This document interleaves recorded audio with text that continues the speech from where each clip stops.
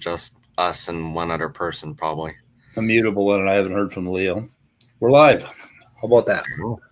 And of course, this is going to start blurring. Did you see the show picture for the show tonight? Joelle. It looked like a fairy or something. I have no idea. Yeah, Joelle the fairy. Huh? I've never heard of that. Oh, we call. It looked like a fairy or something. I have no idea. We call Joelle. Oh. You know, are you getting a little echo? I kind of got a little echo from your end. Really? Okay. I'm not sure if it's me or something else. There's the late immutable destiny. The late immutable destiny. 2 fucking minutes. Huh? The late immutable destiny. Where's the late Leophilius? I don't know where the late Leophilius is. He was the one that wanted to have this, right? I mean, I could have went without it tonight, and I kind of expected him to show up. I kind of wanted him to show up because I got a little part to play for him. Oh, poor Speed. You must abide to your audience's wishes. What's that? You must abide to your audience's wishes. You have to give them the Saturday night. Oh, yeah. Yeah, I guess I have to. I got to switch sound here to my headphones. How's the echo now? Is that sound good? Yeah, it sounds better now. Oh, what the hell? So no, this hasn't stopped. Oh, I know what I did. Set it up manually. Where's Leo's number in this phone? I swear to God. What's that? Where is Leo's number in this phone book? I have it somewhere. It starts with 666, which is pretty fucking awesome. I know.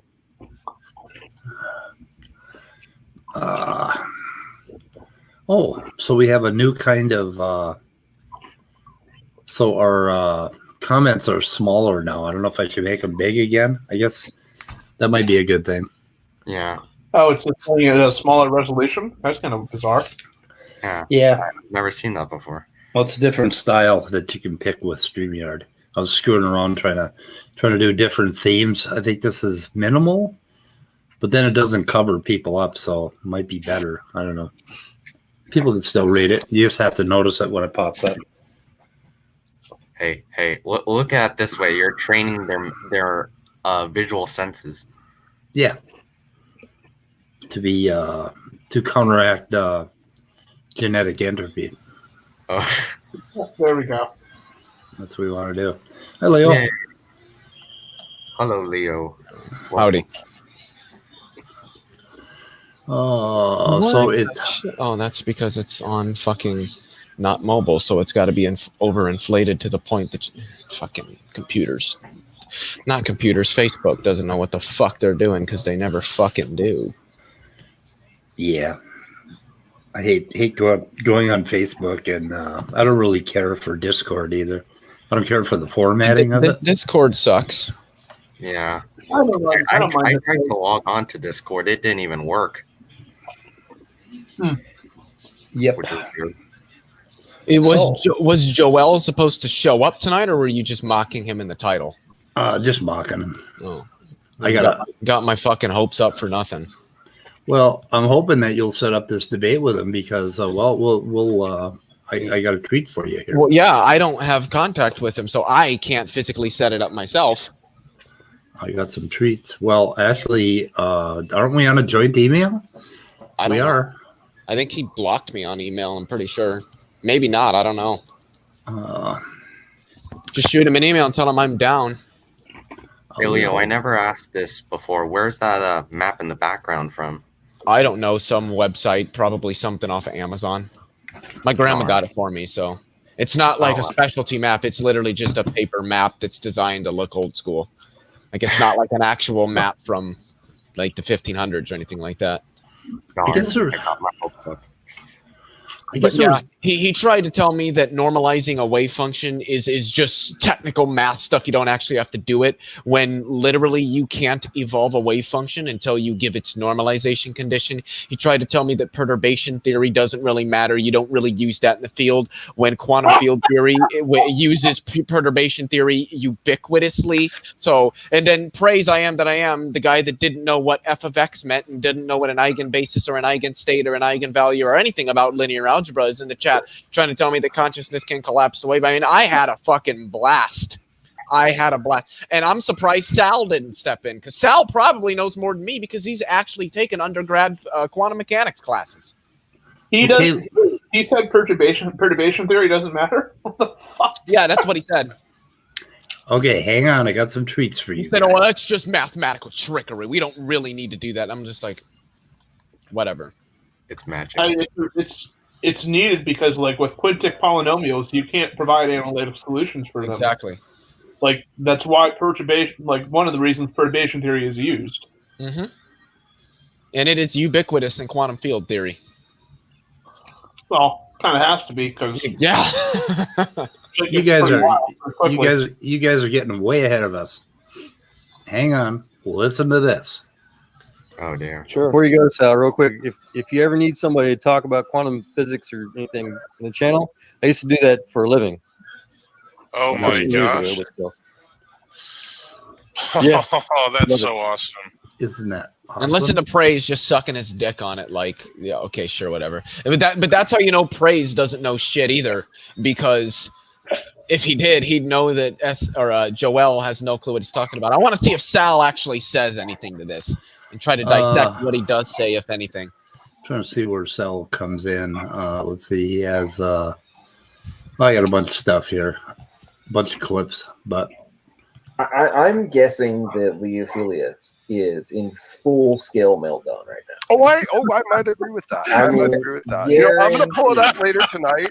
If it's really hilarious, I'll do a review of it. I might pull it. I don't even know what Here's what I think. Here's one of the things that I think that's going on right now is that Leophilius is going to be creating a calculus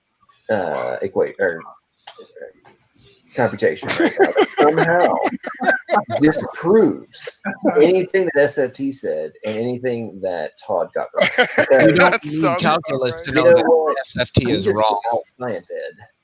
They just don't understand quantum mechanics is the problem. That's true. That's very, very, very true. But hey, 1/10 of a second before the Big Bang. Go ahead.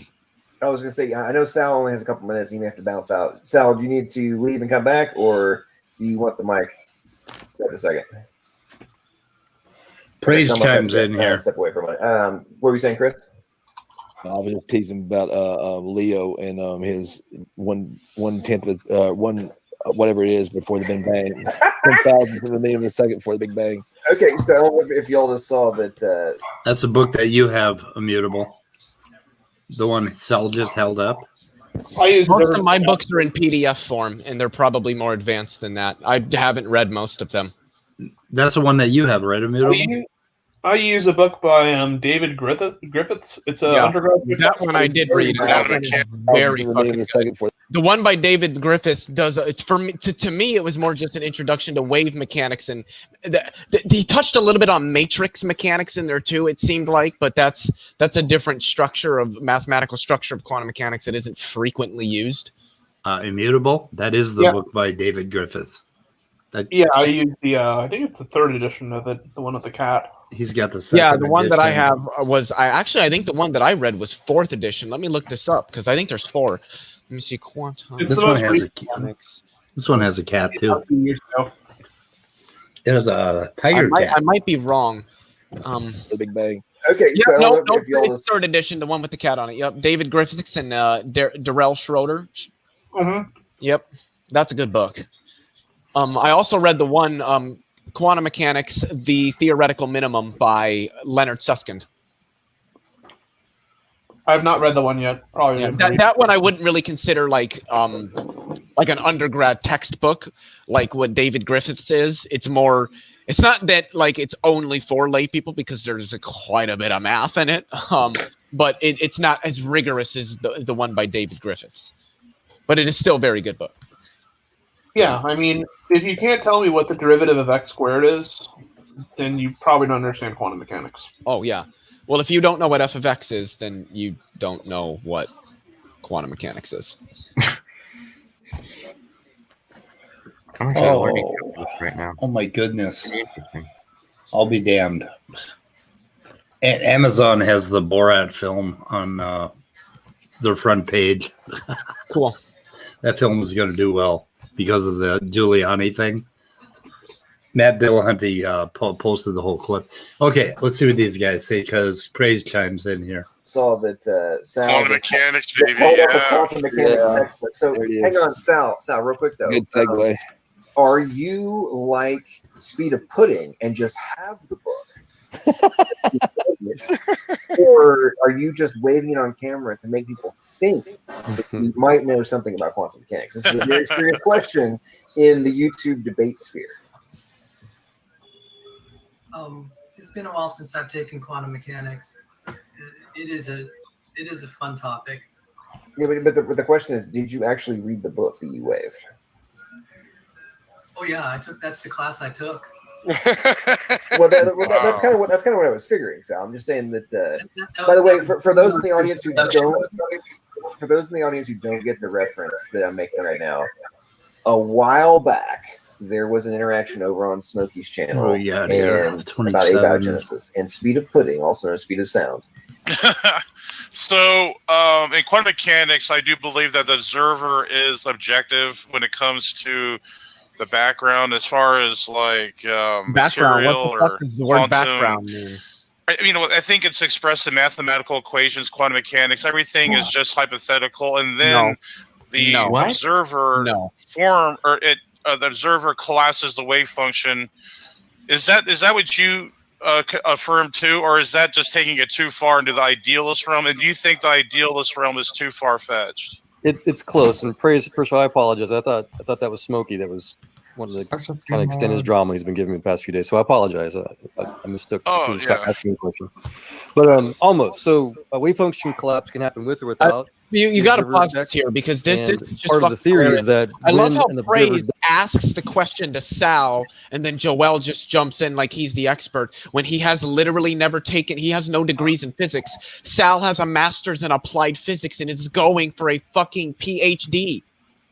Right. Like, dude, shut the fuck up and let the actual professional answer the question that was addressed to him. For fuck's sake. Yeah, let's see what Joelle says. Does make an observation, whether it's a consciousness versus even a mechanical observation, then that by definition has to be in the process of looking at a wave function collapse intersection. So basically, if something is being observed, that means that you're observing that collapse at that moment, that coherency collapse function. And so in other words, if you're not able to observe something, or if you're not able to basically accurately continue to test something observationally, that means that the wave functions are not intersecting. There is not a coherency collapse session at that moment.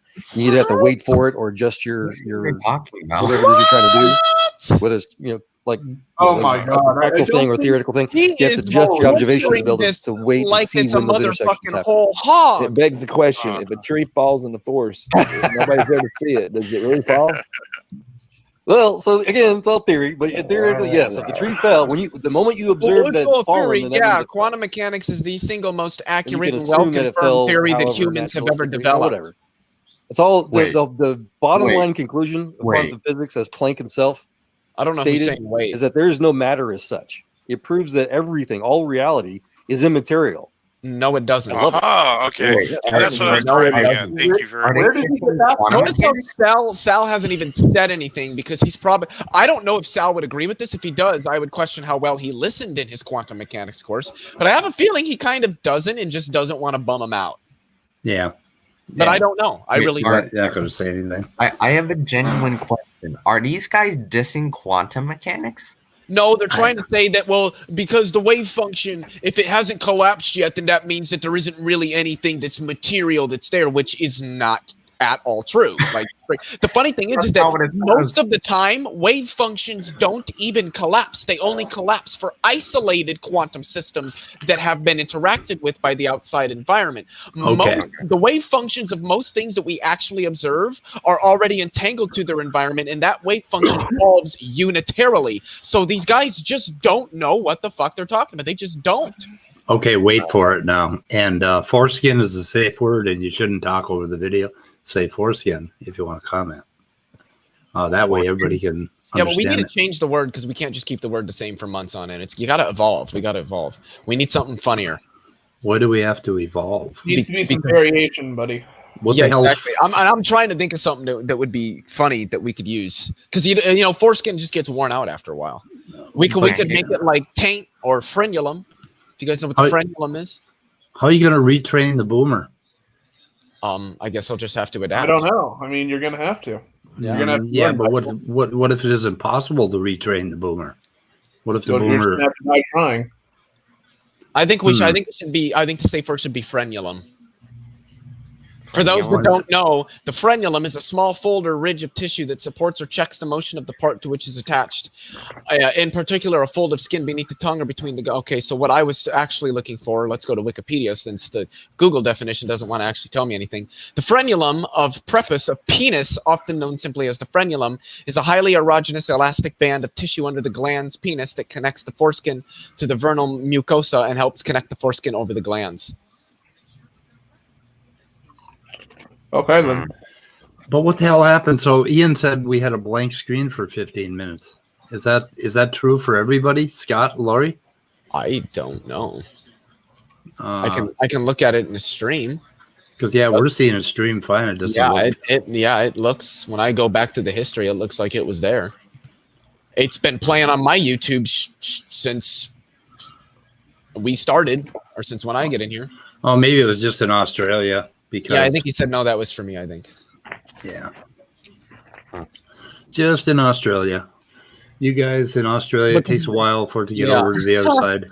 The frenulum is related to the foreskin, so I think we should go from foreskin to frenulum. Nope. Yeah. Nope. Definitely. Nope. You can't retrain the boomer. Why are they showing like all these pictures of dicks? Like you only need to show one. We get what the frenulum is. Who's showing a picture of dicks? It's on the Wikipedia page. Oh.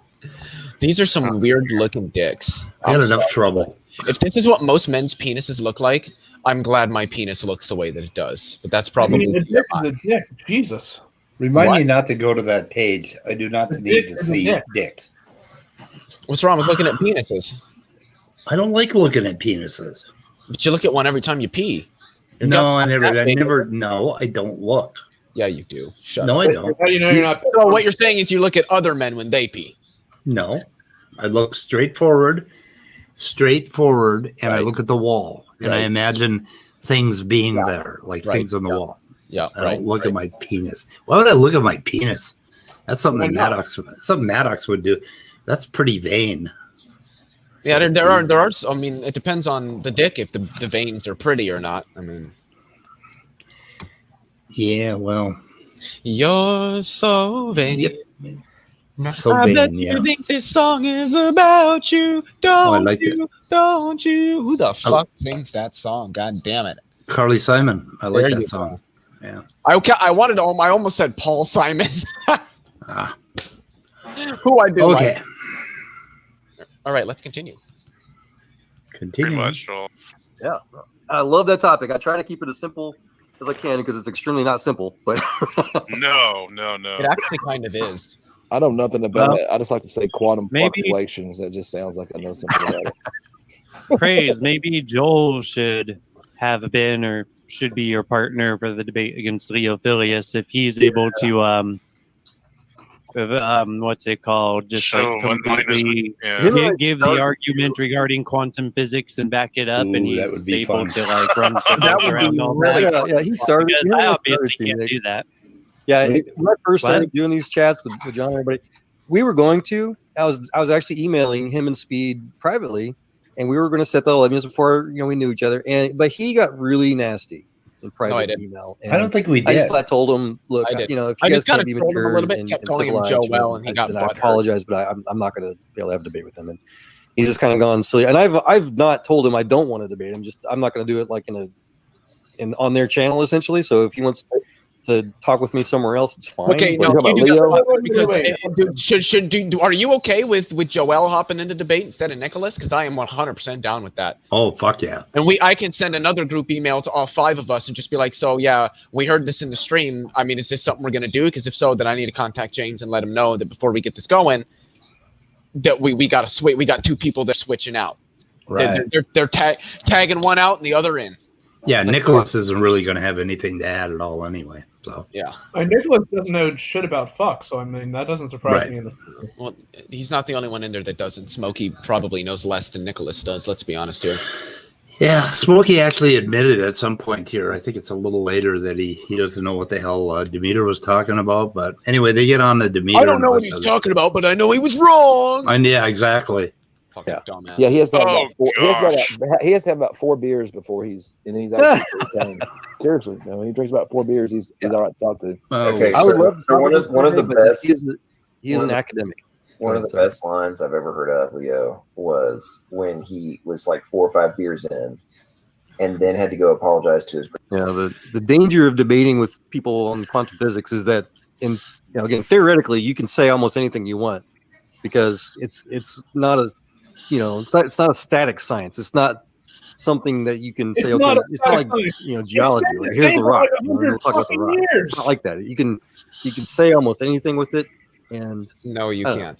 it's Yeah. difficult. No, Yeah, you but- really can't. But the geologists somehow managed to have everything be morphological, like on the fly, whenever they need it to be. So Yeah.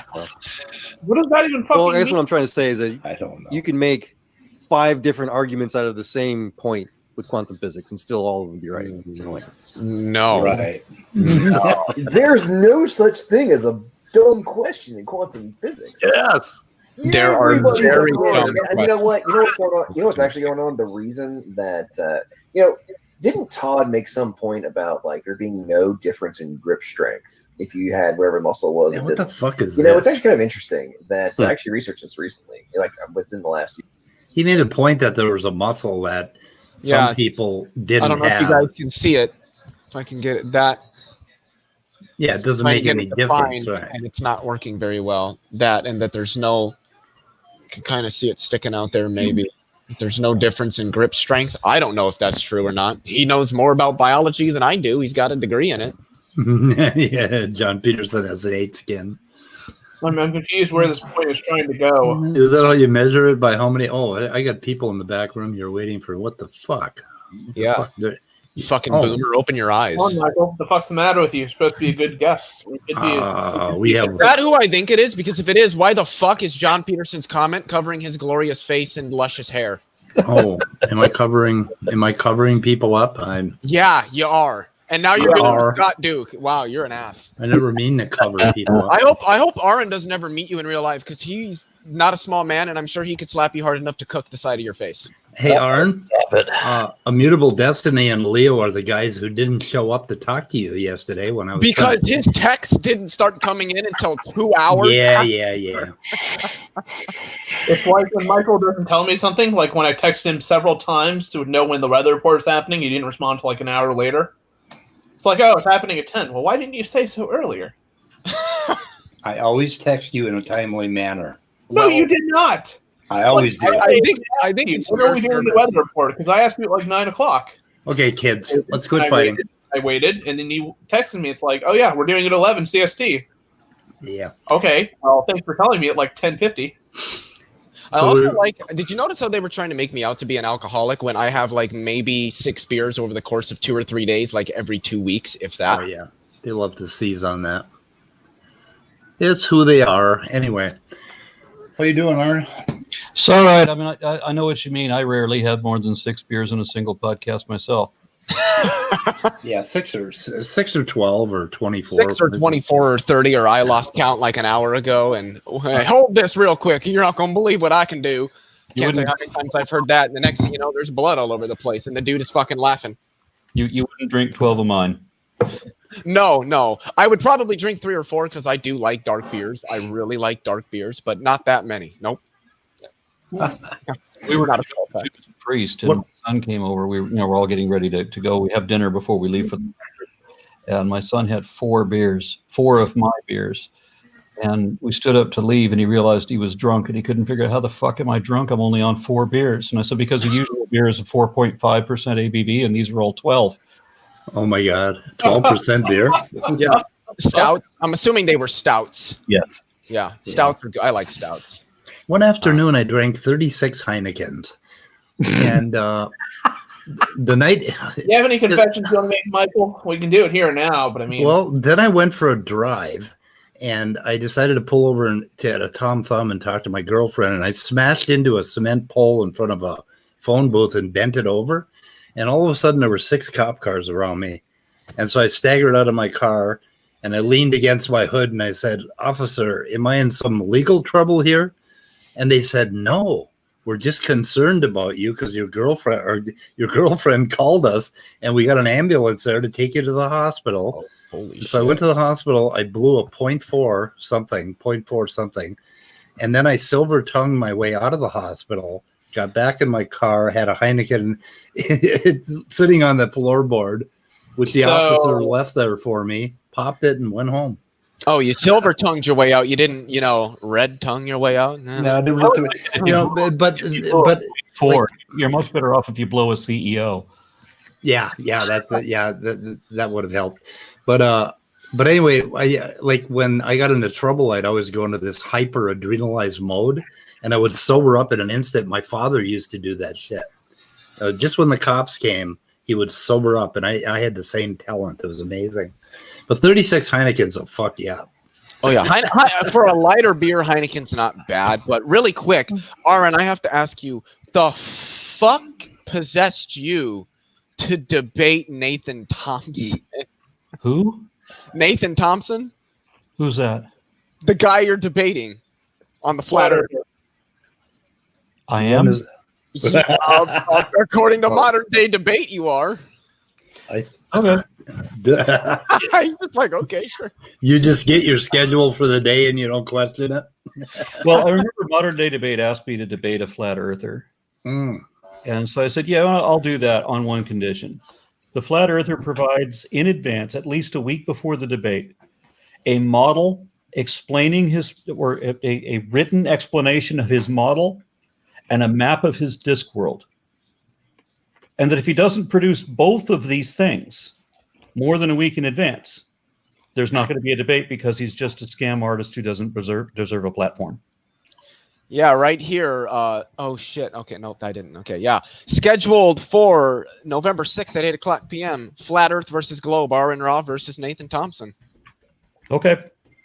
Well, I haven't seen a model, an explanation of a model, and I haven't seen a map of the disk world. What I usually encounter with these people is that they won't provide either one because they want that default setting, like with the creationism thing, where they don't have to have an explanation of fucking nothing because it's just belief in magic. You get much the same thing with the flat earth, because if they give you those things, it's so easy to refute. Yeah. They started with a model. They proposed a model when the Flat Earth Society began, but it was immediately disproved. I mean, like 9 ways to Sunday everywhere you can. So apparently this guy isn't very bright. So. No, he's not. Oh, well, I'm sorry, but if you say that gravity doesn't exist and neither does space, and gravity is definitely not bendy space, you're not a very bright person. Well, then he had a hard time getting up a map and a model, isn't he? No, probably not. He's just going to hit that SpongeBob toy on the head with the hammer and say, "Oh, that's your SpongeBob imaginary science," like he always does. Okay, so he's watching Ken Hovind. Yes. Okay. That's where he got it from. Yes. Yeah, well, I would have a bucket of chuckles if that were to happen, but it's not. He's not going to be able to conjure an explanation of his model. If he did, I'd just roll all over it. But, yeah. Yep. Wait, so who is in here? Is who? I'm Tucker. Tucker. Oh, Todd. Yeah. Where the fuck is Todd? Where's Todd? I don't know. I invited him, but he hasn't shown up. He is. I may have to comment on that. I saw his email, the one you sent me, Speed. He said something about he had to hang out with his wife and something like that. Promised my wife I'd spend time with her tonight, but I look forward to the next opportunity. Enjoy your time out, Syed. I haven't seen that yet. To be available tonight? No, I don't think He's so. spending time with his wife, being sentimental and stuff. We were going to experiment with something tomorrow. I've got another Quran lesson, and he wants to produce it. Run my show through OBS and so we have a splash at the beginning and credits at the end and all of that sort of thing, and do it as a proper live show where we get the chat and everything, but with the special effects involved. And we've never done it before, so I wanted to see if I could do a practice run beforehand. But if it doesn't work tomorrow, it doesn't matter because the podcast will still go. What software are you using to do all that? Don't take my fucking question, Speed. God damn it. I use StreamYard and gonna go for it, or to Tucker or to Todd or whatever his common name is, says he could run it through OBS somehow, and that's well beyond me because I don't know, old men in technology. So leave that to other people. We're talking about a different program. What program do you use for your background, or do you just use like a green screen for that? What, you mean the black screen? No, just like the backgrounds you do of like the animations. Well, not animate. If I take down this black screen, then about 8 to 10 feet behind it, there's a green screen. Okay, that's what I thought it was. Yeah, I was just in with a buddy of mine today, learning how to do Google Meet and OBS Studios. Because I don't know how to. What? And Angelo Grasso has found my Facebook account. Oh, Christ. Oh no. I'm sorry. No, Wait, he sent you a friend request? That's honestly kind of surprising. He did, apparently. Considering he doesn't ever want to associate with like literally anybody in this stream. He broke up with me. He still hasn't talked to me. He will not respond to any texts or anything, no matter how much prodding I do, because I like to fuck with him a little bit. By the way, if we're not going to watch this video, we should take that off so that all the windows are bigger. Oh, let's see here. Yeah. There you go. That was an after show on John Mad Ox. Had an after show last night. They were saying a lot of stupid shit. But yeah, I had fun.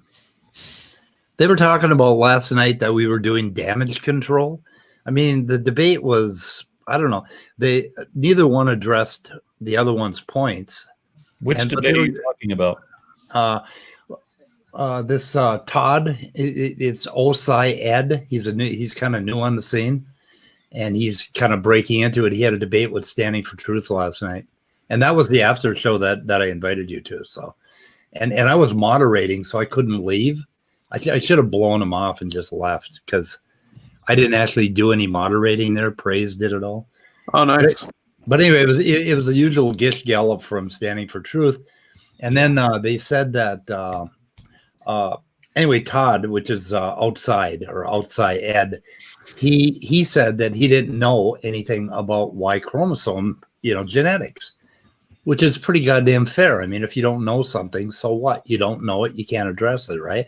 And they were going on and on about that. Oh, that was a complete failure, that if you don't know something, if you haven't read the paper that they're holding in their hand and quote mining, then apparently you lost the debate. Yeah, so I ran into some people from the Islamic Education and Research Academy, ERA, in Ireland, and I happened to be with PZ Myers, and PZ Myers is a developmental biologist. He was arguing with these people, and they were quoting I forget what the guy's name is, who wrote I actually have a copy of it. It's a description of embryology wherein he inserts things that are favorable to Islam. So he wrote this because Muslims paid him to write favorable to Islam things in his article on biology. And so these Muslims are telling PZ this, and they're telling him about how the Quran explains embryology and how this guy shows that they're parallel. And so they mention one thing in specific. PZ says, "Is that what the Quran says?" Yes, that's what the Quran says. And it says, "Well, okay, well the Quran is wrong then because blah blah blah." And so, but you're talking about this PhD. This is his field. Well, it's my field too. I'm an embryologist. I'm a developmental biologist. Oh, okay, really? Yeah, I didn't know that. Let's talk about geology then. So, not as any good at it. Change the subject to something he's not good at. Now, the creationist isn't going to be good at any of these things because they're just parrots. They're just reciting things that they've learned, like phrases that they've learned. They have no idea what the content is. Is that the paper "Human Embryology in the Holy Quran" or whatever? An overview. I'm gonna have to look it up and find it. It's on my hard drive somewhere. If I could just remember what title. Sabia Sadat or something. That's the first thing that popped up, but I don't know what the hell. They got a bunch of shit. Oh my god. Speed. But they got a bunch of really crappy illustrations. Speed, you still have the word mod written after your name. I thought you should know that. What is mod? Who the hell put that there? Oh, gee, I wonder. Well, no. How did I wonder who could have done it? Who could have sabotaged your poor setup and made you do these horrible things? Yeah, but that was on SFT's channel. That's not here. Somehow StreamYard remembered it. Oh yeah. Well, how do you think I have to enter my name every time I come into StreamYard? No, it just comes up as Leo Phillies. I can change it now. Oh, me boomer. Me not know how software Developing works. Human by Keith Moore.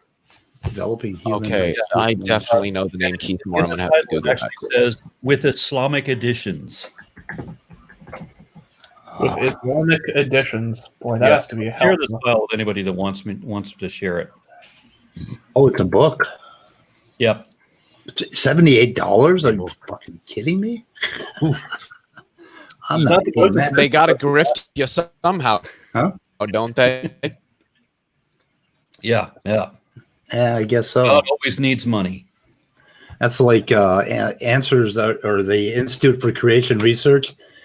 We've been looking at their propaganda for children, and they've got this thing here. I don't know if you've ever seen this. We're going to be doing some stuff on it. I don't think I have my camera on. Let's see.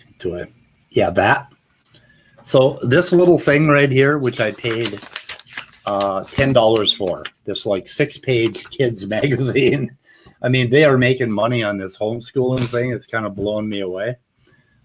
They piss me off. And $180 for their whole package, to buy, because I wanted to see what they're pitching the kids, so, but it's $180 for a whole package. It's like, I'm thinking about buying it, but I have a problem with giving them money, Vote with your dollar.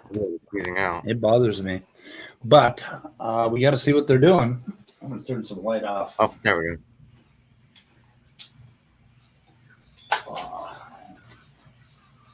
go. Anyway, do you know how to turn the light off there, buddy? I'm hey, you figured it out. Like that, yeah. I got one of those for my kids when they were little. Yeah, but see, the thing is, you don't ever install a clapper in your personal bedroom. Because did that go over every? Okay, somebody finally got it. Because next thing you know, it's on, off, on, off. Yeah. Oh. That would be kind of fun. Yeah, a friend of mine said that. A friend of mine said that the sounds of sex sounds like kawapa, kawapa, kawapa. I wonder if you could install a clapper on a dildo. What the fuck?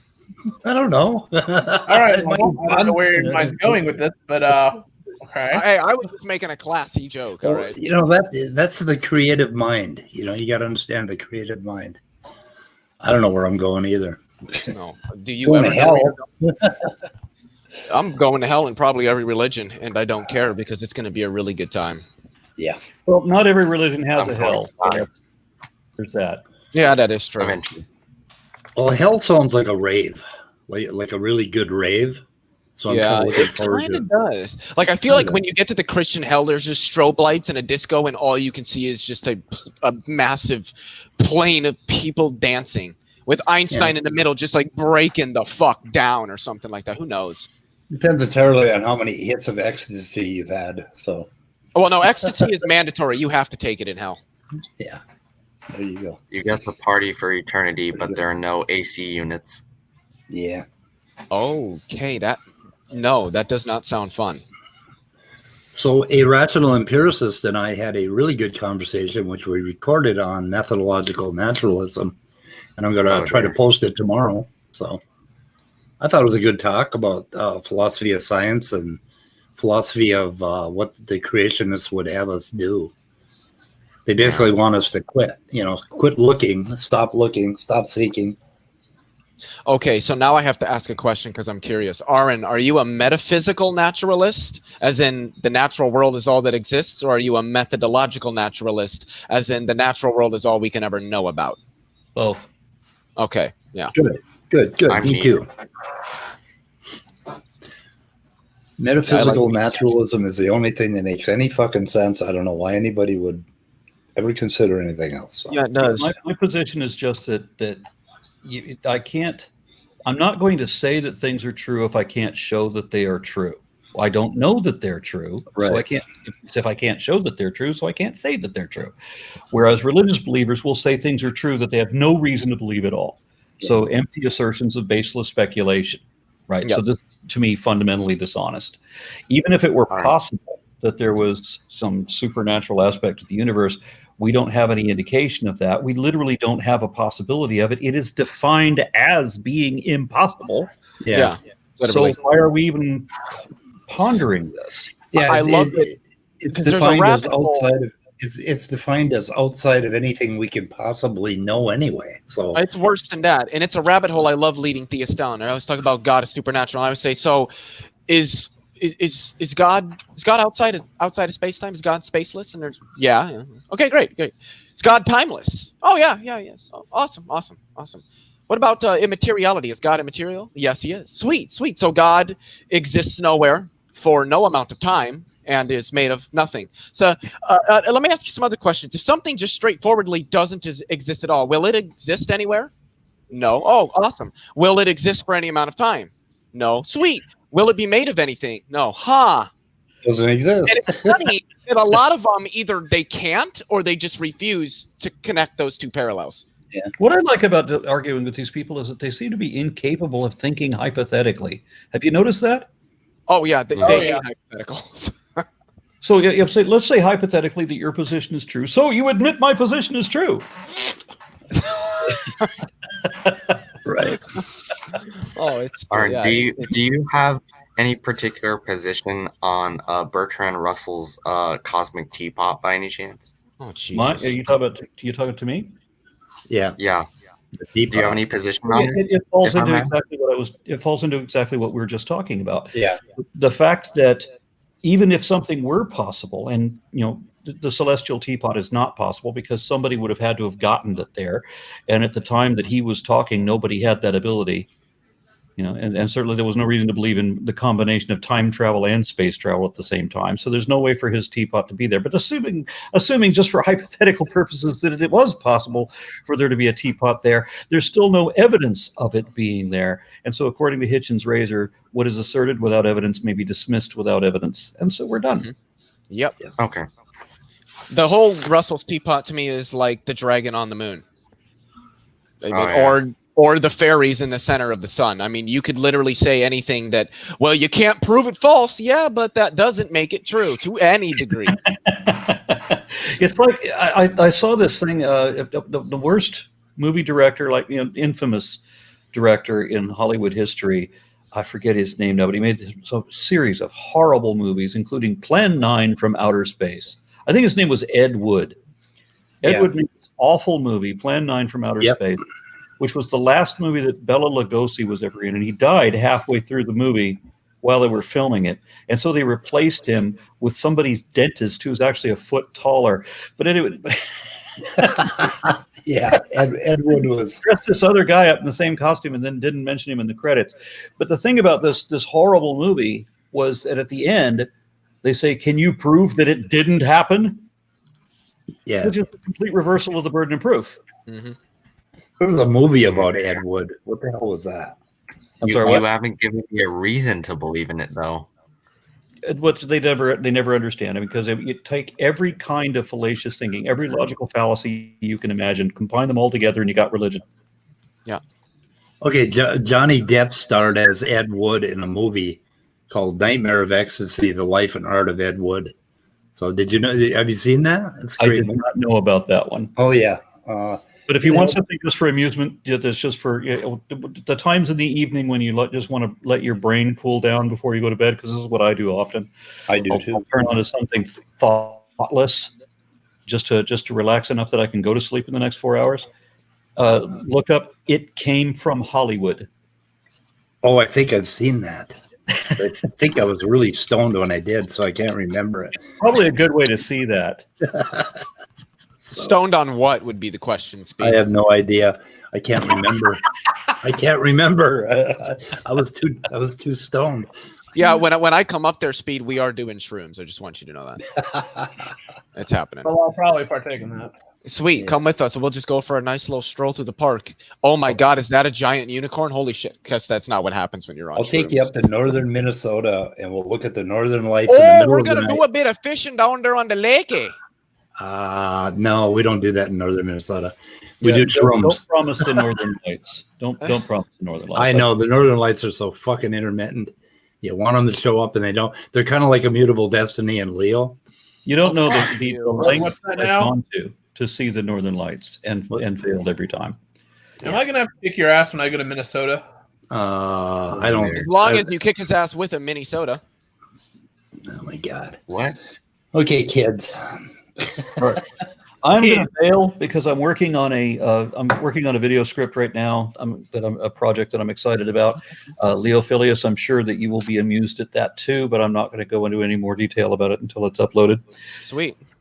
All right. So, are you interested, Arn, in that phylogeny thing I mentioned with on our fins to limbs and vertebrate evolution, or stopping in maybe and having a talk with us sometime? I'm sorry, I don't remember what you're talking about. Oh, I put it in an email today. Maybe you missed it, but we're kind of doing a series trying to educate people about the basics of fin to limb evolution, fins to limbs, tetrapods, and vertebrate evolution. Walker and I are doing it, and we're going to kind of do it over the next, probably 10 months. But I wouldn't mind participating in that if that's what you're asking. I am, yeah. I'm asking. I can do that. Okay, I'll reach out to you. Good night. All right. Thanks for showing up. Yep. Have a good night, guys. Yep, you too. Unlike Immutable Destiny and Leo Filius.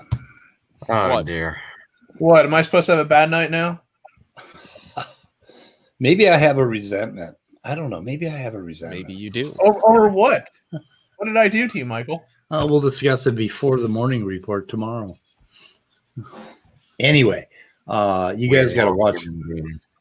Huh? Today's Saturday or Sunday? Today's Saturday. It's I might not be awake for the morning report. You're not going to be awake? Just I might as not be well. awake. I don't know. Wow. Just as well. The old ass man. I have a busy day tomorrow, so don't ask me for anything. Here we go. The Nightmare of Ecstasy, The Life and Art of Ed Wood, starring Johnny Depp plays a great Ed Wood. It's pretty fucking cool. Oh, good old Donnie Jepp. Yeah, he's a good guy. Donnie Jepp, yeah. Yeah, that's what I said, Donnie Jepp. Donnie Jepp. I just want to say, Speed, thank you for inviting me here so I actually get to ask a question to the great R and Raw. Oh, I'm you're so welcome. privileged. Yep. So I gotta put that video up we did. I thought we went over some really good shit. Oh yeah. I don't know. I thought it was cool. Because it was stuff that I've been wanting to talk about, with methodological naturalism and basically just thinking about how we find things out. Yeah. I did like our conversation there. Yeah, that was all right. Pretty cool. So what else we got going tonight? There was more shit on this video, but not too much more. They just pick on, it's amazing. The Standing said, he stopped over and we were doing rescue work. We weren't rescuing anything. The debate was what it was. Standing he's a damn good ShamWow salesman. And Do you mean car salesman? If you listen to him, you'll notice that there's no substance behind his arguments. He just reiterates the same points over and over again in a gish gallop, says, I've got papers, therefore you're wrong. Like, there's no substance. He doesn't disseminate any of the information provided in any of the technical literature that he cites. He doesn't try to reach across and reason with his opponent and actually demonstrate that they're wrong. It's just an assertion that they're wrong. I've got all these papers, and then a gish gallop. He doesn't try. Right. Yeah. I was telling you this earlier, Speed, like how You're echoing, Scott. That they're wrong. I've got all these papers. You're echoing, Scott. You gotta. Is that really what I sound like? Or no? Who is that? Hey, that was Scott. What's Scott? Yeah, it was. I didn't know that I sounded that good. I thought my voice sounded really cringy. I was just gonna say, Speed, like I mentioned this earlier. Just because I mention the works of Ptolemy don't make the geocentric model correct. If that's what you're getting at, Leo. You know what we need to get Maddox to do? We need him to talk about. What do we need to talk about? We need him to talk about astronomy. Oh, why? Dear. Because he said like so much stupid shit on quantum mechanics and biology. I just need to hear him say something stupid about like freaking astronomy, like astrophysics or something. He probably doesn't know anything about astrophysics at all. I know he doesn't. I want him to talk about genetics. You get him talking on that, he'll never shut up. No, I miss the days where he would like give these kind of weird anecdotes of like, it dawned on me like in the middle of the day, like when I was carrying a case of water up a flight of stairs. Oh yeah, yeah, and it's amazing that my feet know where to go. Wasn't that it? Yeah, it was something like that. Yeah, my feet know where to go. Oh, was that you called guys have never? Okay, you guys have never had a random thought, like done the simplest thing, and it makes you think about the most complex. You've never had that happen to you before? No, but it's just like I've never had it to the extent like that he's describing it. Well, he does. Yeah, he does it like every time he goes and drives the Uber. He has a thought. Which one are we talking about? I'm sorry, I was panic clicking, so I missed the part. Mad Ox. Yeah, he's an odd ox, that's for sure. Yeah, so I got the Johnny Depp movie wrong. It's Ed Wood. So what the hell was the other one I was looking at? I think it was a review of Ed Wood. Oh, okay. Oh, that was a review, yeah. Dude, Aaron should not have said what he said. I'm curious to know what this next video he's putting up is. Well, you'll find out soon. You'll find out. Dude, I don't take anticipation well. You're going to have to. We know I am going to have to because I'm still not married to Amelia Clark. Well, it's not going to happen, but that's okay. No, it's not. Leo, think of it like this. Aren't you always anticipating the gaining of knowledge in science? Not really. That's just something that I know is going to happen. So, I mean, I tried. The one thing I like is that obviously when I make those jokes about marrying Amelia Clark, I'm being facetious. Obviously, it's not going to happen ever. But I like it how some people like Smokey literally think that I'm being serious. Like, right. You really can't tell I'm being facetious. Oh, man. That just goes to show, like, to me, how little they can pick up on certain things. Or how serious Smokey takes everything, and that's why he's so bad at trolling. And it's so easy to troll. Yeah. This chimpanzee paper is one that by Jennifer Hughes, one that Standing loves to pull up, claiming the Y chromosome and the chimpanzee and the human are vastly different. Oh, yeah, that paper. In this paper, it talks about different regions of the Y chromosome, and it says, of course, this one region is 98% identical to the human. And there's another region, I forget what what the hell is it? What do they call it? They have a name for it, which I can't think of right now. Ampliconic, basically, that in chimpanzees, for some reason, it's going crazy. And one of the reasons it does is because of multiple males, because of sperm competition. And there's a bunch of reasons for it in this paper. But he throws this paper up, and that's all he gets is this part out of it, right? That they're remarkably divergent. And that's one of his talking points. And then he goes on with the next talking point and the next talking point. And it's like, what bullshit. The Y chromosome is something that I do not know a lot about, but I started learning about it today. It is quite complex and very interesting. It's a very, very different kind of chromosome. So I will take your word on that one, Michael. Yep, we got to learn more about this shit, man. We got to learn about the Y chromosome, and it's kind of disappearing. It's only got a few valid genes. I have a very, very serious question. Which one? How do we know it's not pronounced chromosomy? Because historically, that's not a proper pronunciation. I want to know where they got chromo from, because chromo means color. Yeah, because it had colored bands or bands. So it looked like I think they actually stained it so that it was a color. So it was a body. And I hate it when people say chromosomes with a Z because it's chromosomes with an S. Chromosomy is good. Maybe that's chromosomes. It sounds like kemosabe. My chromosomes. My chromosomy. Chromosomy? Chromosomy? Now it's going to be stuck in my head. I ain't going to be able to get. Oh, guess who's here? Okay, hold up here. You got really quick. You guys got to listen to this. A resident in Cork, Ireland, captured footage of stray beer kegs floating down the city's flood. Why are you taking fucking pictures and not fishing these the fuck out of the flooded street, you dumbass?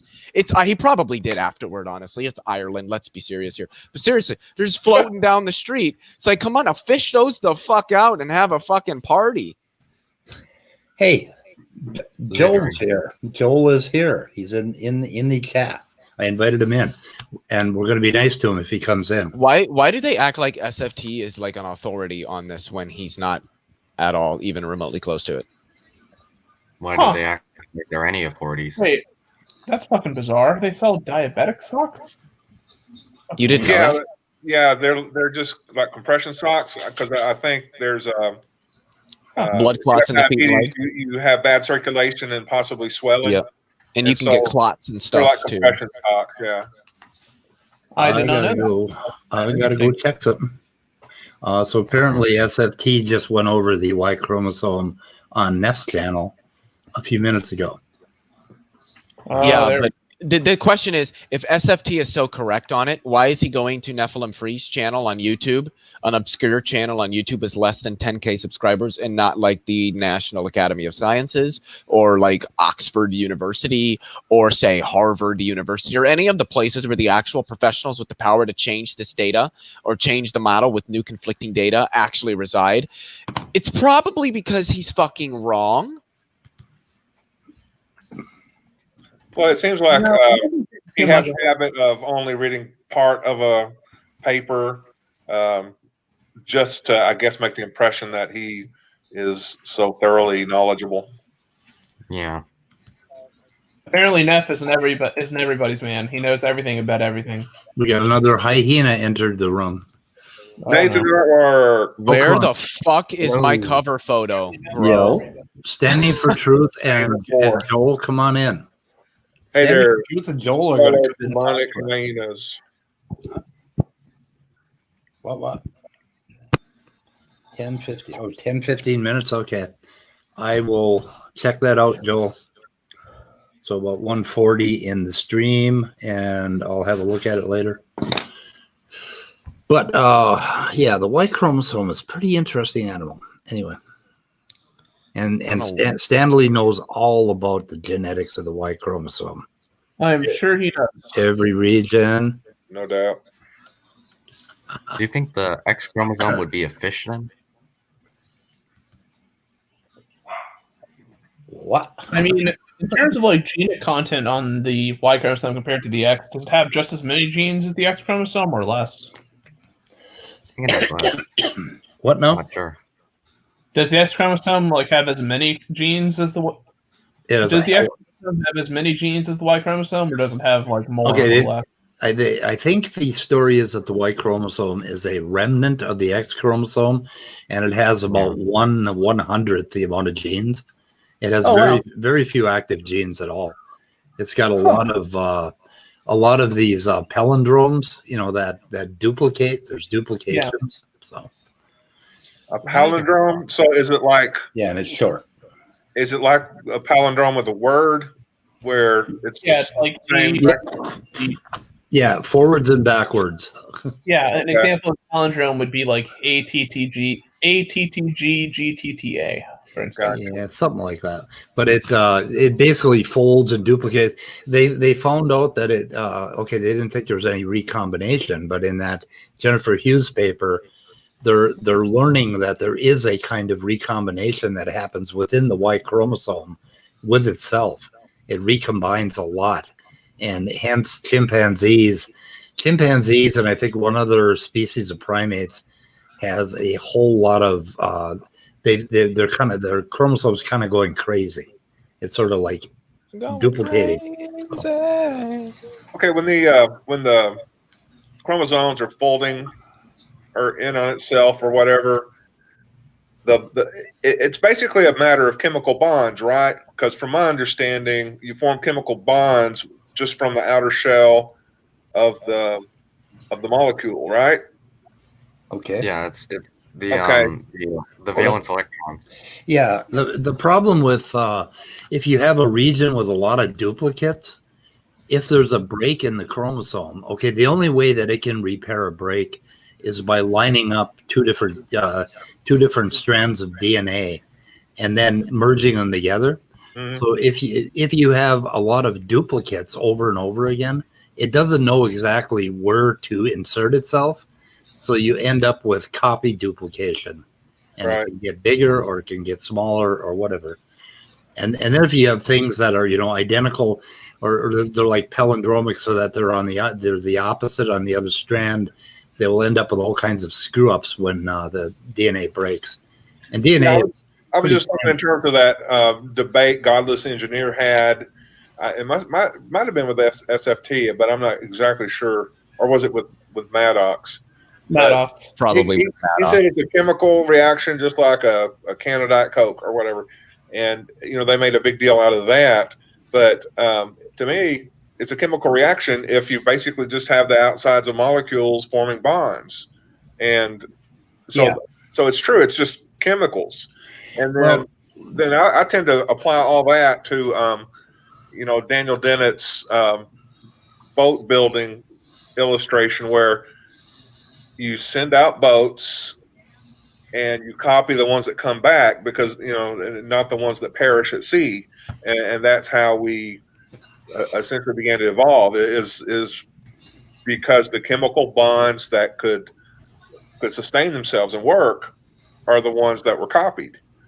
And so anyway, I don't know. I'm just trying to picture what's going on when we talk about forming, those folds and. Well, yeah, there's two different there's chemical bonding where you form either an ionic like salt bond, like sodium chloride, or you'll form a covalent bond, which is actual two atoms actually sharing electrons. Yeah. Then there's something else that happens, which is almost like magnetic, called hydrogen bonding. Okay.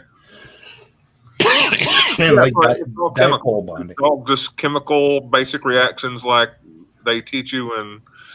Well, I only ever had first year chemistry in college.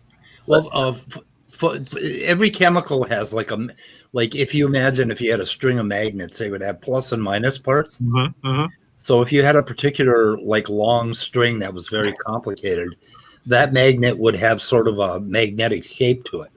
And if you put it next to another magnet, it's either going to repel or it's going to be sticky, right? It'll stick together. Right. So DNA, when the double strand forms, what you have is two strands sticking together. And when proteins fold, you have mostly sticking together, unless there's one amino acid called cysteine that actually forms a covalent bond with another cysteine. Mm-hmm. That has to do with sulfur, and that's why your hair is curly. Like if you curl your hair, you break those bonds, and then they reform. So that is a covalent. But mostly what we're talking about when we're talking about protein folding or double-stranded DNA is this hydrostatic or hydrogen attraction, hydrogen bonding. That's and immutable. You could weigh in here and correct me where I'm wrong. There's actually it's present most like with the bonding of metals, because some metals like sodium and chlorine, they participate in ionic bonds, which essentially is just a positively charged thing and a negatively charged thing being attracted to each other by electrical forces. But there actually is a fourth type of bond, which is called a dative bond, and that's a bond where essentially it's a covalent bond, but it's a covalent bond where, unlike in a normal covalent bond where atoms are sharing their electrons, usually one provides one and another provides the other. The dative bond is a chemical bond where one atom is providing both electrons to be shared. So SFB mod thinks the Y chromosome is a wonderful bit of technology that's just really precise and fine. No, it isn't. It's a pile of degrading junk that, is does its job. Because if it didn't do its job, then the organism would die or not reproduce. And Y chromosomes are responsible for a whole lot of infertility in males because there are so many problems with them not recombining with another Y chromosome and not. So mutations are probably a problem in Y chromosomes, but we continue on anyway. So, I mean, not that much of a problem. So when you say it's like this wonderful bit of technology, it's 25% of that. It's good enough that it works, that we stay alive, but it ain't no machine and it ain't no factory perfection, and it isn't a computer program. I have an off-topic question, and this actually literally is a serious question. Is there anybody worse? I'm sorry, just give me a sec. Is there anybody worse at apologetics than S.J. Thomason? Yes. Is who? Pray tell. Orange. Who? A bit of orange. I don't know who that is. Good. Did I answer? Yeah. Are you sure they're worse than? Oh yeah. Okay, I'll take your word for it. Somebody else wanted to chime in. It sounded like. I just asked SFB what kind of job he had where he worked as a quantum mechanic. You don't even have to ask him that. Just ask him what the Zeeman effect is. Zeeman effect. I don't even try to know what that is. Do you have typey fingers? Do you have really typey quick, fingers? Immutable. Did you took undergrad QM, didn't you? I took physical chemistry, which is kind of like the chemistry equivalent of QM. Oh, okay.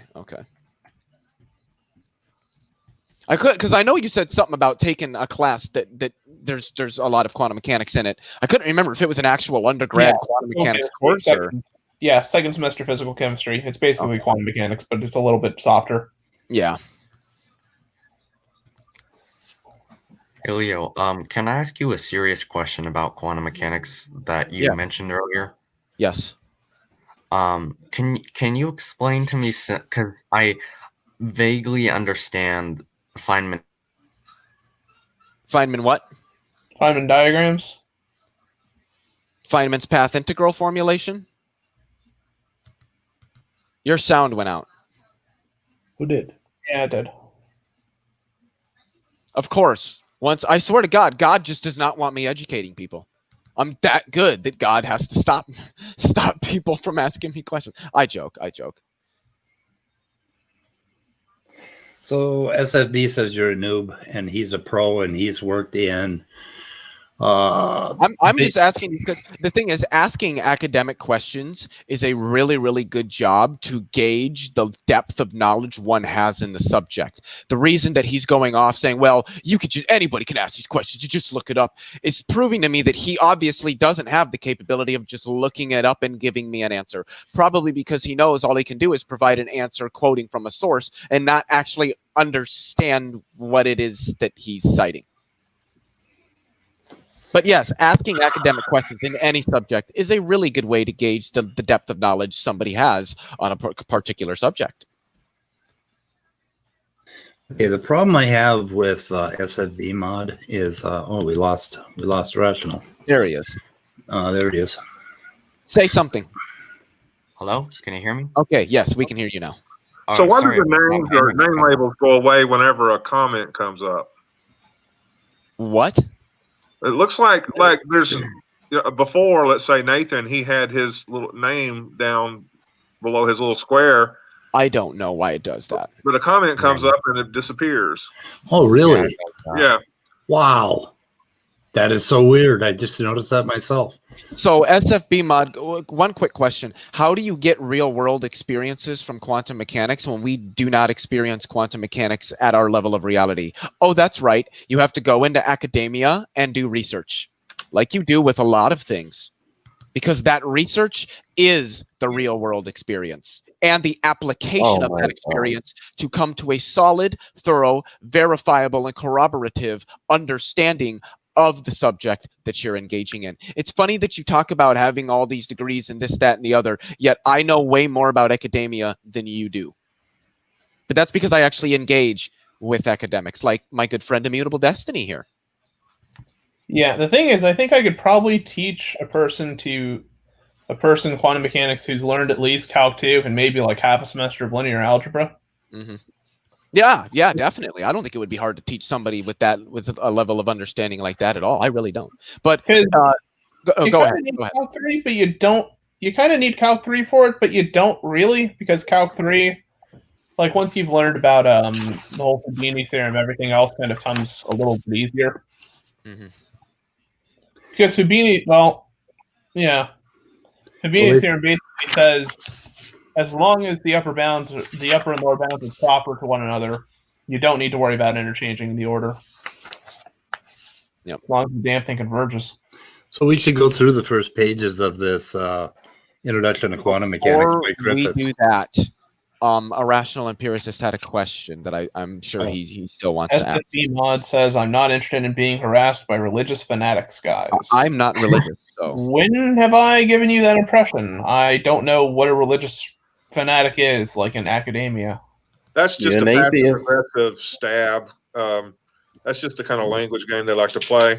Yeah, and then he always cites, well, Einstein this and Einstein said that, which is just nothing but arguments from authority. Einstein is dead and didn't know half the shit that we know today. And that's another creationist tool from their little tool bag. So it's really not I don't know where he thinks religious fanatics are harassing him. We're just talking to him about his quantum mechanics background and what he did. Trying to gauge the level of the depth of understanding he has on that particular subject. And by the responses that he's giving, it seems like he doesn't really know that much and is trying to dodge having to admit that or ending up demonstrating it by not being capable of answering the questions. But I could be wrong. Unless and until I'm demonstrated to be wrong, that's the assumption I'm going to have to go with. But a rational empiricist, what was your question? I think you're wrong. So I was just gonna ask so I asked already that I have a vague understanding of the concept of Feynman path integrals or Feynman path integral formulation, like you said. Could you explain to me simply just the basics of it that I can understand? Like, what exactly is the matrix formulation of quantum mechanics about? Like matrix mechanics? Yeah. It's really, I mean, it's the best way I can describe it is that it's exactly what it sounds like. It's matrix mathematics, a lot of matrix theory. We don't use that so much in quantum mechanics, to my knowledge. There are places when it has a good application. I don't really like to use it because matrix theory is not fun to me at all. But yeah, the path integral formulation is the best way I can describe what that is just a sum over all histories. Yeah, I understand that. Yeah. So what would you say would be the most common formulations besides path integral if it's not matrix mechanics? Wave mechanics. Wave mechanics? Okay, that's what I was thinking. All right, thank you. Yep. What now? Oh, I missed all that. Yeah, the majority of quantum mechanics boils down to solve an integral. Oh, we can't. Make it go into polar integrals and see if that does anything.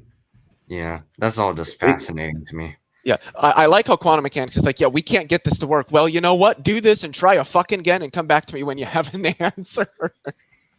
Which is why so many people take up issue with the Copenhagen interpretation. Yeah, let's approximate sine theta to be theta and just see what happens. Yep. It's like, oh shit, this is actually working. Well, I think we're on to something. Man, we got to be more nice to the theists. You see, look at SFB mod. He is crying. Literally, he felt disrespected. All you all do is attack on those who disbelieve your guests certainly do. When have I attacked you? I mean, Leo's gone ham with you. But let me tell you something. Man. SFB mod, he was in a closed circle talking with a bunch of creationists and just telling these guys ideas, and it sounded so smart. And he never got challenged until he came into this group.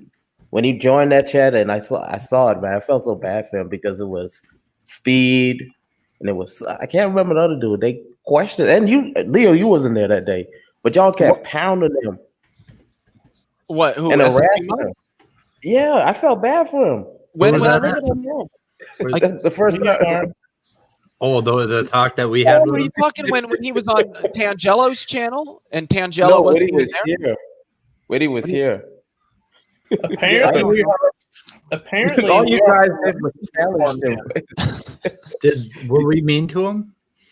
No, you just challenged him. That's what I saw. But the ending part, that's all I'm doing. Nobody in this room has made any statements about his character. In fact, I think he's an intelligent.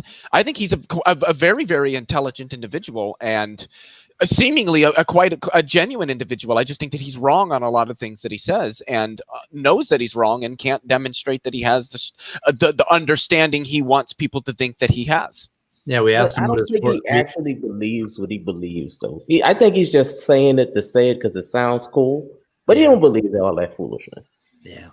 I don't know. He's kind of like, to me, like Inspiring Philosophy, Michael Jones, who I have a lot of respect for. I think is a very intelligent individual, and I like his apologetics because he goes about it in a way that's unique to him for the most part. But I do think he gets a lot of stuff, especially stuff that he talks about in quantum mechanics, completely wrong. And I think that a lot of the misunderstanding that people have, regardless of what they believe, they could be religious, they could be atheists, because I've probably met more atheists that misconceive. You guys have no other purpose in life but to hate those who disbelieve your religion. I don't know. What?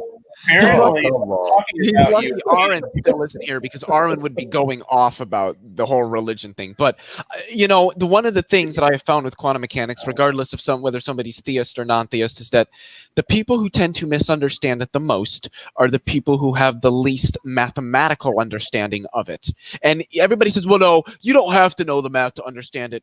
When it comes to things as advanced as quantum mechanics, you kind of do. You don't have to have a super strong understanding of the math, but you need to be able to at least understand the concepts that the mathematics is conveying. Even if you could not solve that equation or work through problem sets, if you can look at an equation and be like, okay, I know what these terms are, and I get the gist of what the equation is saying, you've got enough of an understanding. It's not like classical mechanics. It's not like things even below classical mechanics, like just baseline physics, where you can understand things without really going into the math, because all of the finer details of quantum mechanics are found in the mathematics. I can see that if you go into mathematics without understanding like the linear algebra part of it, you can still get it. Oh yeah, but you'll be missing like half of it. Mm-hmm. Especially because with Brockett notation, notation, there's a lot of linear algebra there, and that in and of itself is ubiquitous in quantum mechanics. Yeah, I'm pretty sure it's something quantum mechanics developed. That particular. Oh yeah, I believe it was. I want to say it was Paul Dirac that developed it because it's Dirac notation it can be called that as well. So I wonder like normal matrix notation, but I don't know. Okay. You like the what? I like normal matrix notation, but I don't know. I guess if he wants to do that, then the Brockhead is and that's what we did. We did use the matrix mechanics, but then we switched to the wave formulation, and that came about, I believe, because of Dirac's Brockett notation. So if I may clarify on something, Leo, so is most of the math of quantum mechanics within the three groups that we're talking about, like matrix, wave, or integral mechanics? The structure of the math, I would say, is wave formulation. There, you're gonna find vector theory, matrix theory. I mean, pretty much all forms of why am I drawing away? Multivariate calculus, tensor calculus, vector calculus. You're going to find a lot of linear algebra in there. And when you start getting into group theory, or rather quantum field theory, that's when you have to get into group theory in terms of math. And I still don't know that much about group theory. A lot of symmetries in group theory, and that's why we use that in quantum field theory, especially in gauge theory or gauge field theory, which is a group theoretical description of fields and forces and how things interact. Okay. Yeah. The thing is, like, that particular thing is something I will not touch. What, quantum field theory? No, group theory. Oh, yeah, I'm not going to lie. I don't get intimidated by a lot. Group theory is kind of intimidating. It really is. Group theory is kind of hardcore, and it's like... It is. It's God mode, man. It's God mode. I mean, it really is. Okay, I understand a little bit of real analysis. I understood a lot of complex analysis. This is kind of a little hardcore. Yeah.